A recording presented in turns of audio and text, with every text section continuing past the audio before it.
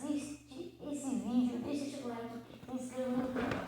Primeiro você entra no YouTube, isso, essas coisas assim, no título, vai ter essa página que é em alta, vai ter as inscrições, você já se inscreveu em vários canais possíveis, deve ter um último que vai ser isso.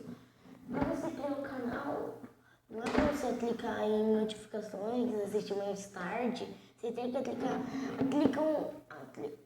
notificações.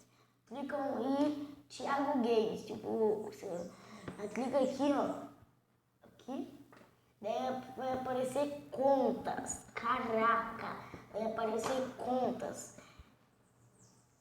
E daí vocês já clicam aqui, mais aquele maisinho, daí vai estar aparecendo isso.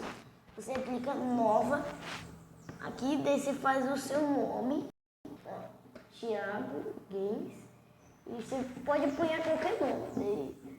Aqui, daí você põe o seu e-mail, ó, só que não pode ter essas coisas, só pode ser só até o 2012, que o resto já vai estar atualizado aí pra vocês. Vocês já clicam aqui e já clicam aqui. Vocês escolhem engordar. E aí vocês escolhem tentar novamente, daí vai dar. Depois, se vocês não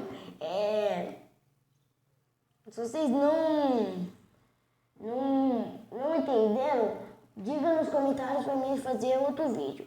Então é isso, galera. O vídeo foi esse. Quem gostou já sabe. Deixa seu like. Se inscreva aí no canal para me ajudar.